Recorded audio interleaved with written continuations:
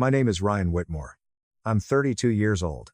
At my older brother's engagement party, my father stood in front of 180 guests and declared that the future of Whitmore Capital was secure. The Lakeshore Union Club overlooks Lake Michigan. All glass and dark wood. Chandeliers suspended above polished marble floors that reflect everything light. Posture. Hierarchy. The kind of room built for generational confidence. My father lifted his champagne flute with the ease of a man who has never doubted succession. When Nathan was born, he said, voice measured, carrying without effort.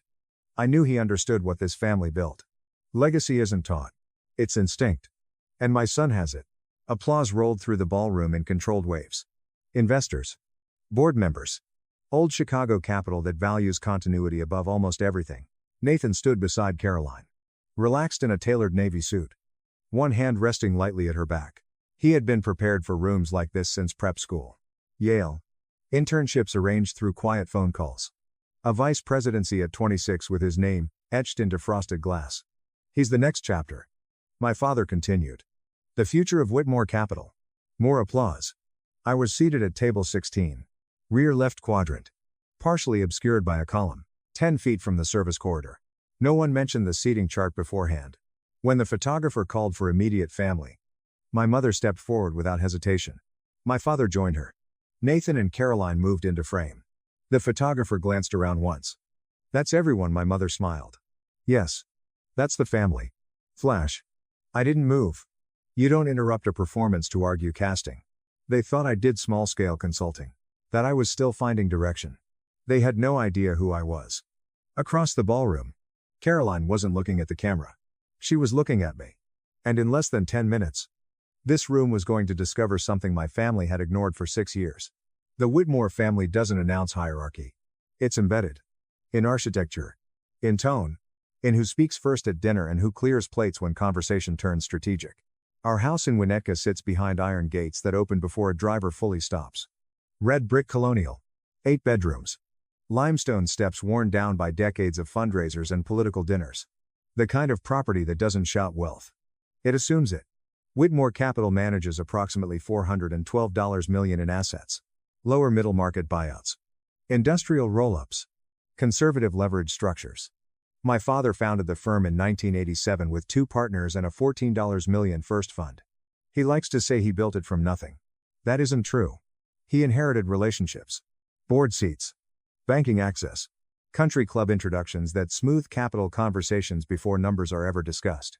Nathan was integrated into that ecosystem early. Prep school in Lake Forest. Yale legacy admission.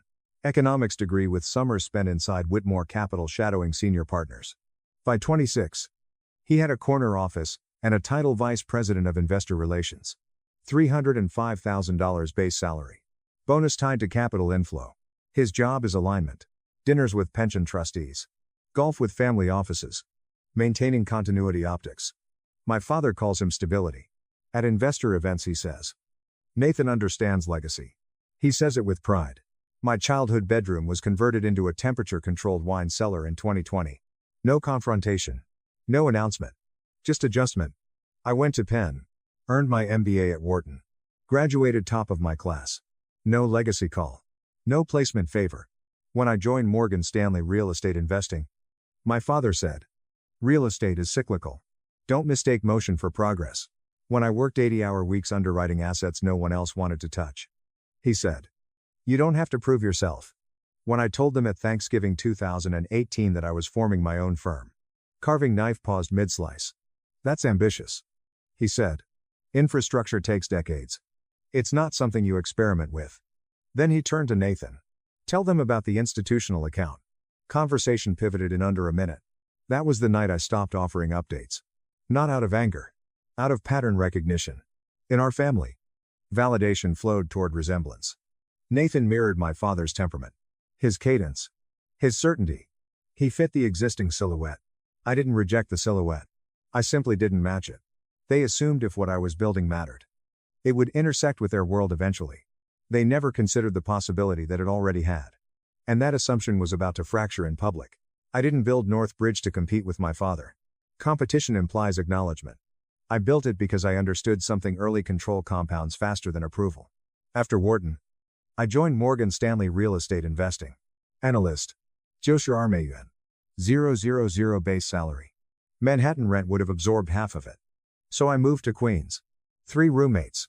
Commute by subway. Packed lunches in glass containers while associates expensed sushi. They thought I was conservative. I was accumulating optionality. 4 years in. I was an associate underwriting middle market urban repositionings, obsolete, industrial, distressed mixed use, undervalued secondary corridors, assets ignored by larger funds chasing trophy towers. I saved aggressively. Bonuses untouched. Lifestyle static. By 26. I had just under 4 million liquid. I resigned in January 2019. My managing director called it premature. You're walking away from platform. He said. Platform was inherited access. I wanted ownership. Northbridge Capital launched from a 600 square foot office near LaSalle. Rent $800 per month. No receptionist. No marketing team. Just spreadsheets. Debt models. And disciplined underwriting. Our first acquisition, a shuttered cold storage facility in Pilsen. Purchase price $21 million. Capital stack, $13 million debt. $8 million. Equity. Half mine. Half from 3 former colleagues, willing to back my conviction. We repositioned it into a mixed-use flex industrial hub. 12-month lease-up. Stabilized yield above projection. Sold at a 2. DOSC's multiple. Track record begins with proof. 2019, 3 additional acquisitions. Small. Precise. Profitable. 2020 markets froze. COVID pressure compressed valuations. Institutional capital retreated. We leaned forward. 4 distressed assets purchased at 28% below replacement cost. While competitors paused. We structured downside protection longer debt maturities. Conservative leverage. Tenor diversification. By 2022. Those assets were up 47% in appraised value. Institutional capital started calling. Teachers' retirement funds. Regional endowments. Healthcare pension systems. Investors who evaluate discipline. Not pedigree. In 2021, Northbridge raised $210 million in committed capital for Fund I.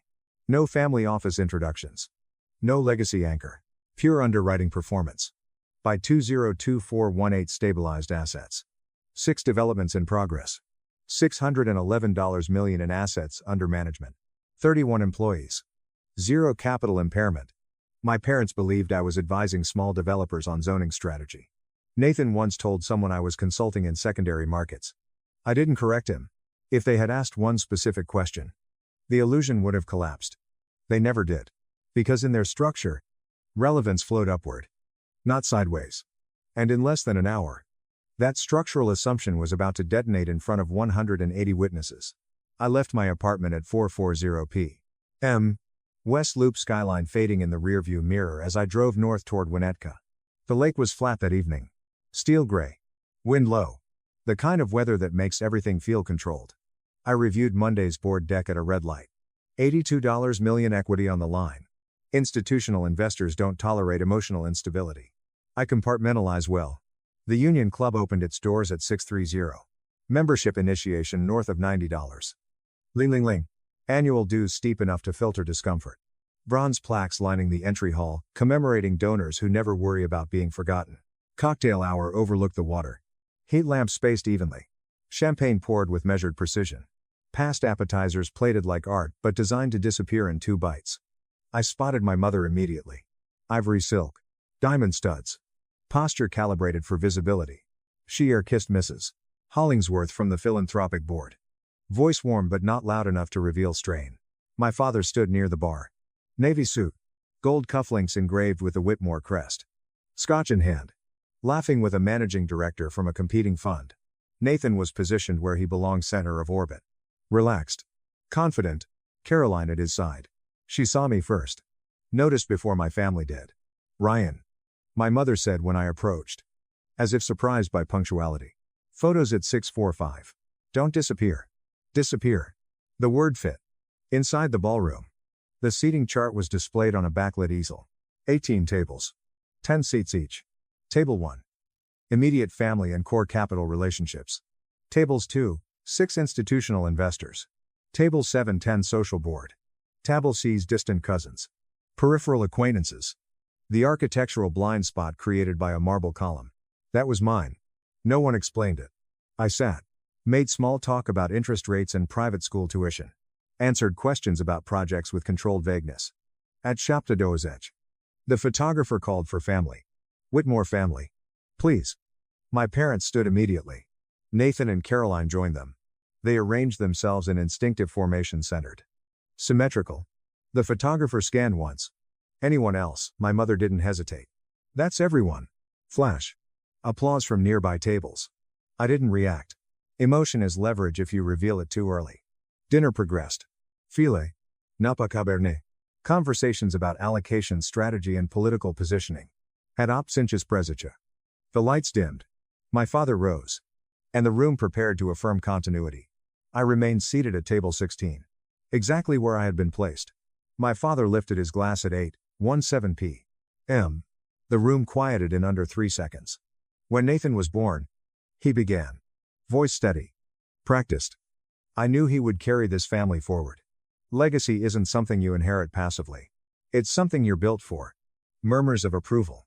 He spoke about discipline. About stewardship. About Whitmore Capital, entering its second generation. Nathan understands what we've built. He's my pride.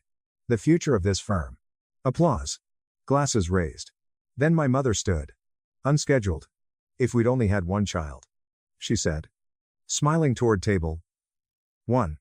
I always said I hoped it would be Nathan. There it was. Not subtle. Not ambiguous. A clean erasure delivered with confidence. Across the room. I saw Caroline's expression change. Not shock. Recognition. She wasn't looking at my parents anymore. She was looking at me. The photographer called for a toast photo. The Whitmores reassembled under chandelier light. Flash. Flash. As the applause faded, Caroline crossed the room. Purposeful. Can I ask you something, she said quietly near the terrace doors. Sir. Her eyes narrowed slightly. We've met before. Haven't we? I don't think so. Yes. She insisted. Conference room. Downtown. February. I held her gaze. Full name, she asked. Ryan Whitmore. She froze. Whitmore. What firm? I didn't answer. She pulled out her phone. Thumb moved quickly. Ryan Whitmore, Private Equity, Chicago. Search. Her screen lit up. LinkedIn first. Ryan Whitmore, founder and managing partner, North Bridge Capital. She clicked. Company website loaded. AUM $612 million. Assets across Chicago, Boston, Denver. Institutional LPs listed. Her breathing changed. You're that? She whispered. Yes. She scrolled further. Pitchbook profile. Real Estate Capital weekly feature. You reviewed our co-invest deck. She said. You asked about basis sensitivity and tenant rollover risk. I did. Her face drained of color. Nathan told me you did zoning advisory work. I'm aware. She turned slightly. Scanning the ballroom. Does your father know? No. She didn't hesitate. She walked directly to Mrs. Hollingsworth. Do you know who Ryan is? She asked. Of course. Doug's younger son. Caroline turned the phone toward her. Mrs. Hollingsworth adjusted her glasses. Read.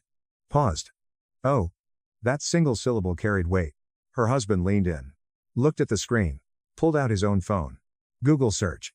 Within 60 seconds. Table 15 was lit by blue screens. Then, table 14. Then table 13. Whispers moved faster than music. 600 million self-raised. Doug didn't know Richard Lawson. Managing director at BlackRock Real Assets. Stood from table 3 and approached my father. I watched him lean in. Watched my father's smile stall mid-expression.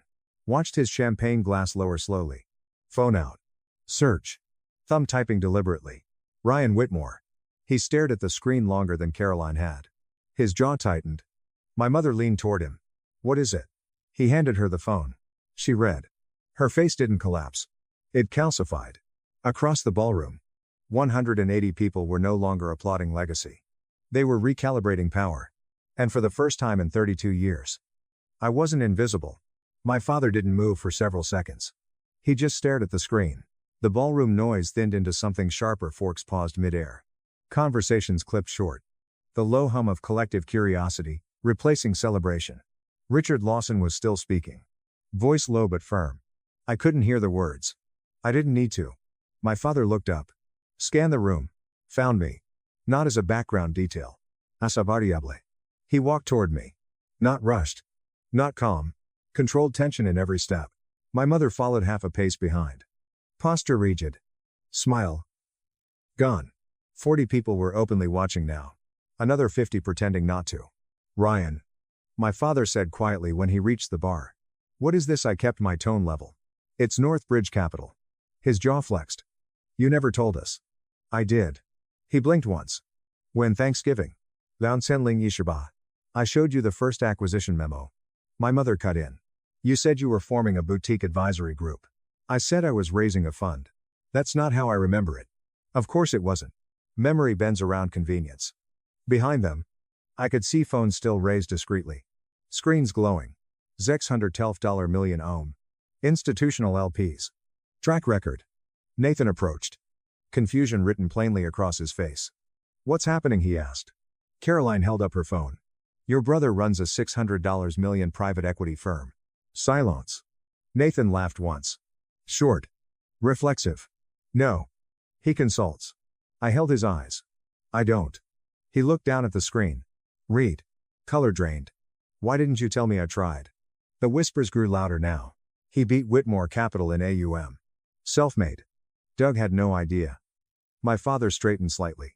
Voice tightening. You embarrassed us. I sat at table C's. I said evenly. You did the rest. My mother leaned closer. Voice a sharp whisper. This was deliberate. No. This was timing. You erased me publicly. I declined to hide privately. Nathan looked between us. Unsettled. You could have told me. He said. When was the last time you asked? He had no answer. The photographer stood awkwardly near the dance floor. Camera lowered. The jazz quartet resumed playing. Softer this time.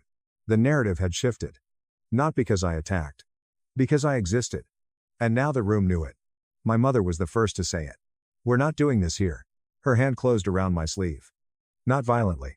But firmly enough to signal urgency. We moved into a side sitting room off the main ballroom. French doors shut behind us. Muting the music to a dull vibration. Antique chairs. Neutral artwork. A room designed for discretion. 5 people. My father stood near the fireplace. Nathan stayed by the door. Caroline remained. Silent but present.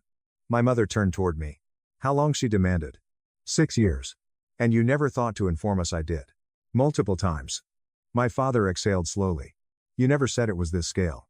I said I was raising institutional capital. You said real estate. Yes. That's not the same. It is when you listen. Silence stretched. Controlled. Measured. You embarrassed me in front of my peers. My father said. No.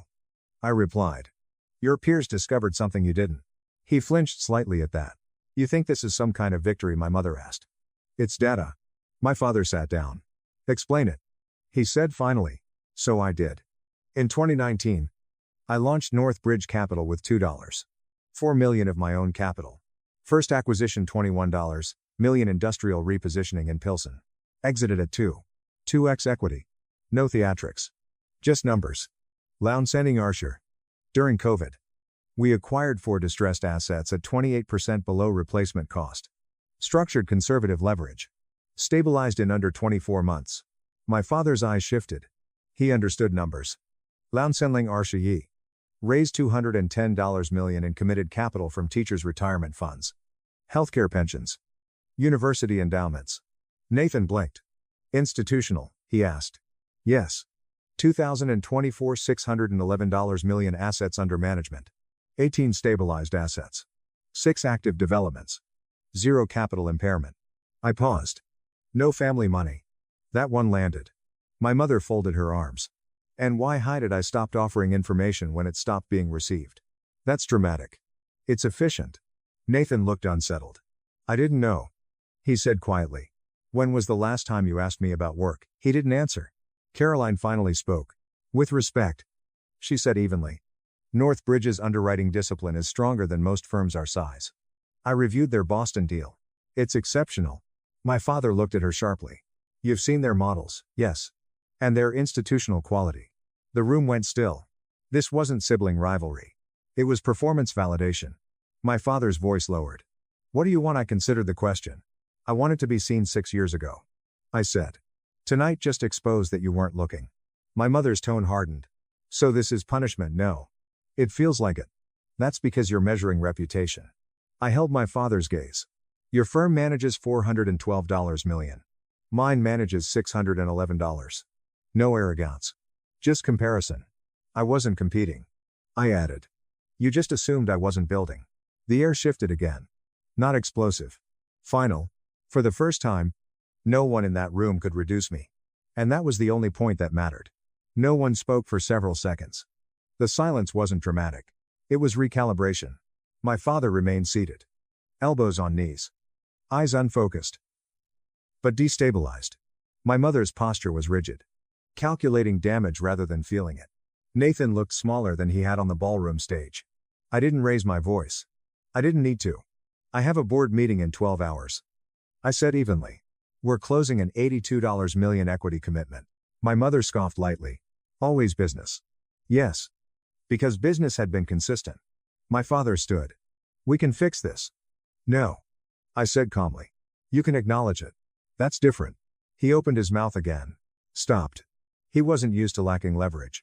Nathan stepped forward slightly. Ryan, keep doing the work. I said. Not unkindly. Then I turned toward the door. My mother's voice followed me. So, that's it, you're just walking out. I paused with my hand on the handle. I've been walking alone for 6 years. I replied. Tonight you just noticed. I opened the door. The ballroom noise washed back in music. Laughter. The brittle edge of contained gossip. Heads turned as I crossed the floor. No one stopped me. No one confronted me. Visibility doesn't require volume. Outside. The lake wind cut sharper than before. I walked to my car without hesitation. When I started the engine, my hands were steady. I didn't win anything tonight. I didn't lose anything either. I built something you never measured. I said quietly to the empty cabin. And I did it without needing you to compete. Then I drove back toward the city. Alone. But not invisible. My alarm went off at 5:30 a.m. No hesitation. Shower. Charcoal suit. White shirt. Navy tie. Same watch I bought after our first institutional close. Not sentimental. Symbolic. I walked to the office instead of driving.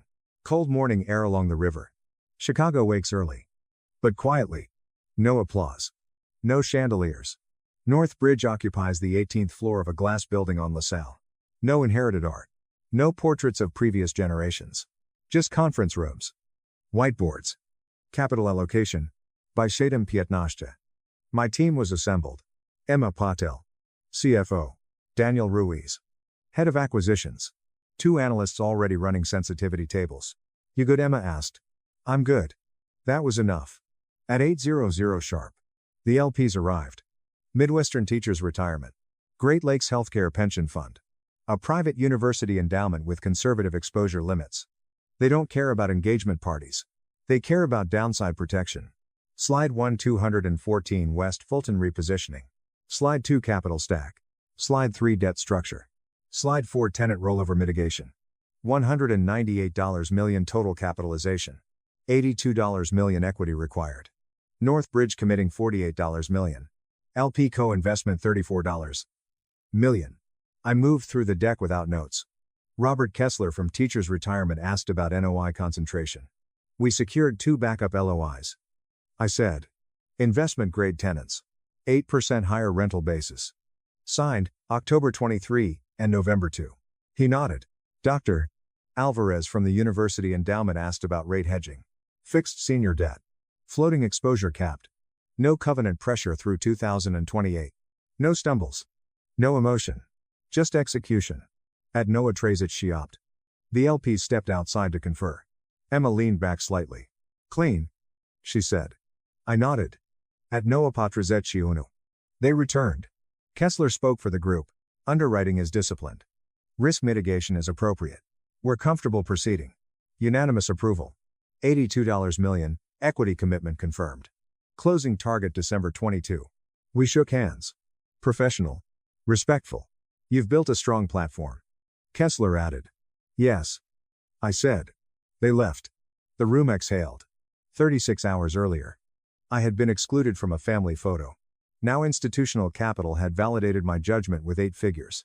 No one clapped. No one toasted legacy. They simply trusted me. And trust from people who evaluate risk for a living carries more weight than applause from people protecting a narrative. I didn't need my family to see me. The market already had.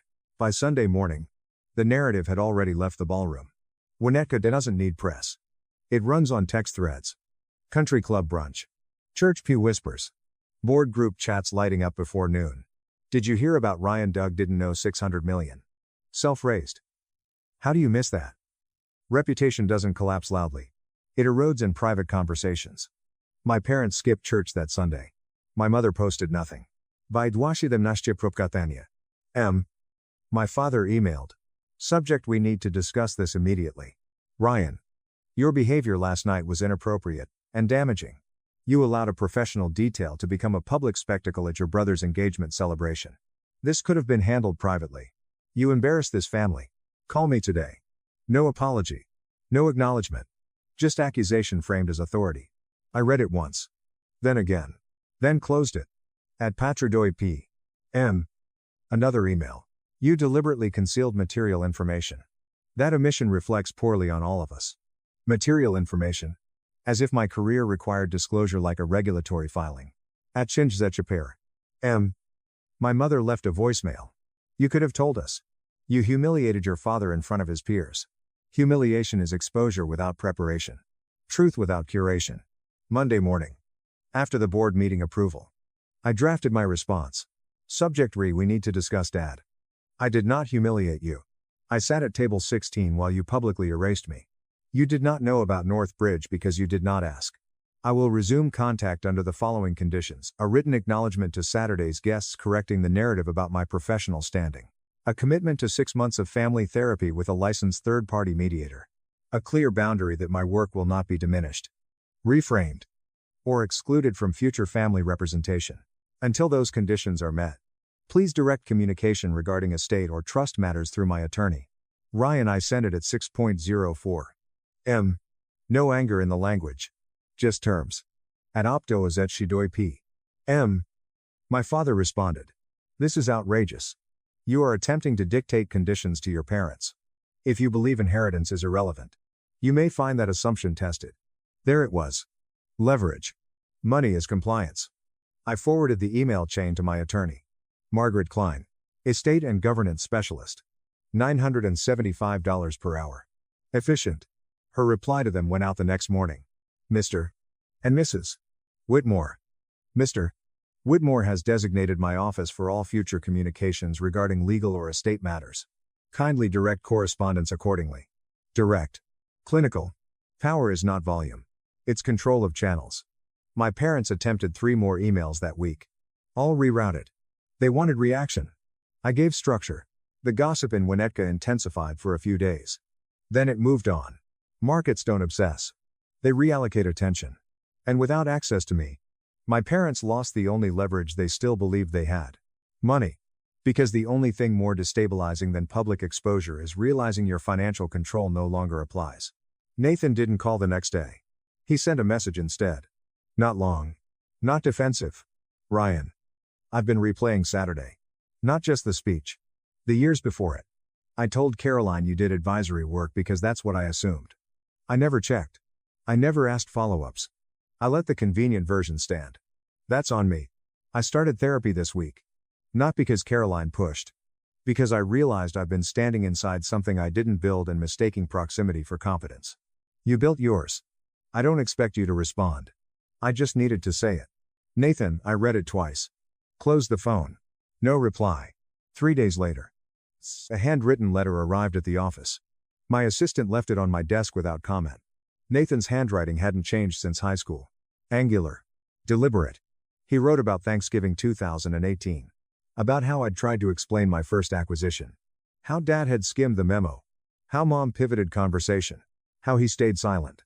I told myself neutrality kept peace. He wrote. But neutrality inside favoritism is participation. That line didn't sound coached. It sounded uncomfortable. 2 weeks passed before I agreed to meet him. Coffee in the Loop. Public. Neutral ground. He arrived early. No jacket. No rehearsed confidence. We ordered black coffee. For a moment neither of us spoke. Then he did. I didn't realize how much I benefited from not noticing you. That's how systems work. I said. I don't want to keep being that guy. What guy? The one who stands next to Dad and absorbs credit by default. That landed cleaner than I expected. I'm not interested in revisiting childhood. I said. If we meet, we talk about real things. Work, he asked. Work. Discipline. Accountability. He nodded. I read your Boston underwriting memo. He said. Your basis control assumption was conservative. Smart. That wasn't surface level. You're asking actual questions. I replied. I should have been years ago. Silence again. Not hostile. Just unfamiliar. He leaned back slightly. I'm proud of you. He said. This time it wasn't reactive. It wasn't compensating for exposure. It was measured. I studied him. Keep doing the work. I said. I will. As we stood, he didn't ask for forgiveness. He didn't ask to reset the past. He asked if we could do this again. Monthly. I said. Consistency matters more than apology. He nodded. Growth isn't loud. It's repetition. And for the first time, I saw him trying to build something that didn't rely on inheritance. Not reconciliation. Movement. February closed clean. We finalized the Fulton repositioning 2 days ahead of schedule. Locked senior debt before volatility ticked upward. Construction contingency came in 3% under budget. Execution isn't cinematic. It's incremental precision. March. We secured an off-market redevelopment in Boston's Seaport District. Purchase price $164 million. Underwritten IRR 18.7% base case. Conservative leverage. No aggressive bridge exposure. The seller had been fatigued by entitlement delays. Larger funds hesitated. We didn't. April. A $108 million adaptive reuse in Denver's River North Corridor. Former logistics facility converted into mixed-use residential and flex office. Structured downside first. Upside second. In 4 months. North Bridge added $462 million in acquisitions. Assets under management crossed $703 million. Headcount expanded from 31 to 43. No press tour. No legacy dinners. Just underwriting calls and capital allocation meetings. Real Estate Capital Review ran a feature. North Bridge Capital has emerged as one of the Midwest's most disciplined middle-market private equity platforms. Founder Ryan Whitmore scaled institutional credibility without family capital or inherited anchor commitments. I archived the article. Didn't forward it. Institutional validation doesn't require circulation. In May, BlackRock Real Assets committed $52 million to Fund 3 as a strategic LP relationship. Not seed money. Performance capital. Caroline called after the committee vote. I advocated for it. She said. Because your underwriting discipline outperforms peers. Not because of Nathan. I know. I replied. It mattered that she clarified it. Nathan texted later that week. Read your Denver model. Why did you cap rent growth at 2.5% when market comps are trending at 3.2%? Conservatism compounds. I responded. He replied with a simple makes sense. Back at the office. Emma updated the dashboard. 703 million. 18 stabilized assets. 7 active developments. 0 capital impairment. Fund 3 was oversubscribed before first close. Institutional investors don't invest in narratives. They invest in track records. My parents remained silent. No congratulations. No correction. No therapy commitment. Their attorney sent a carefully worded message acknowledging communication gaps without accepting responsibility. I archived that too. Silence stopped feeling like rejection. It started feeling irrelevant. Because North Bridge no longer intersected with Whitmore Capital's shadow. We weren't adjacent. We were parallel. And parallel lines don't compete. They expand independently. Nathan's wedding was scheduled for mid-June. Same venue. Lakeshore Union Club. Full circle. He called instead of texting. I'm not asking you to fix anything. He said. I'd just like you there. For me. I didn't answer immediately. Presence is leverage if misused. I'll attend the ceremony. I said finally. Cocktail hour. I won't stay for the reception. That's enough. He replied. I made the decision deliberately. In therapy. Doctor. Patel asked one question. What are you walking into visibility? I said. And what are you walking out with? My boundaries intact. I RSVP'd +1. Her name was Claire Bennett. Architect. We met at an urban redevelopment conference in April. No inherited capital. No fascination with pedigree. She asked sharper questions about material sourcing than most LPs ask about leverage. She knew the history. Didn't try to soften it. The ceremony was understated. Lake light reflecting through the ballroom windows. Nathan looked steadier than he had in November. Less performative. More grounded. Caroline caught my eye before walking down the aisle. A small nod. Mutual recognition. My parents were composed. Measured. Publicly warm. My father extended his hand when I approached. Ryan. Dad. No apology. No revisionist narrative. Just acknowledgement of presence. My mother kissed my cheek lightly. You look well. I am. During cocktail hour. Several guests approached me. Heard Fun 3 is oversubscribed. Boston Close was disciplined. No one pretended not to know this time. No one asked what I consulted. I stood beside Claire. Introduced her without explanation. I didn't sit at the head table. I didn't wait to be placed. At Opstoi P.M. I left. Nathan walked me to the entrance. Thank you for coming. He said. Keep doing the work. I replied. I will. Driving back toward the city didn't feel like escape. It felt like choice. I hadn't returned to be validated. I returned because I no longer needed validation. And that distinction changes everything. People ask if I'm angry. I'm not. Anger requires sustained attachment. It assumes you're still trying to convert someone. I stopped trying. For years. I believed visibility was something granted. That if I built enough, scaled enough, performed at a high enough level, eventually they would look up and recalibrate. Here's what I learned. Some people don't ignore you because you failed. They ignore you because acknowledging you would require them to update a story they've already invested in. And most people protect narrative before truth. My parents built their lives around continuity. Predictable succession. The comfort of resemblance. A son who mirrored the architecture of what already existed. I didn't mirror it. So I built outside of it. Not to defeat them. Not to embarrass them. To be independent of them. There's a difference. Revenge reacts. Freedom operates without reference. When the ballroom discovered North Bridge, the power shift didn't happen because I attacked. It happened because I didn't need to. I wasn't seeking applause. I was allocating capital. I wasn't competing with Whitmore Capital. I was compounding something separate. You can grieve the family you hoped for without shrinking inside the one you have. You can set boundaries without theatrics. You can walk away from inheritance and still build generational wealth. You can let people misunderstand you and keep executing anyway. Their blindness was never my limitation. It was theirs. For 32 years. I waited to be acknowledged. For 6. I built without it. The second strategy produced better returns. If you've ever had to choose between staying small to preserve comfort or standing alone to protect your self-respect, you already understand the cost. The real question isn't whether it hurts. It's whether the version of you that survives is stronger. I chose self-respect. That's not revenge. That's freedom. Have you ever had to choose between family loyalty and your own worth? What did you decide, and would you make the same choice again?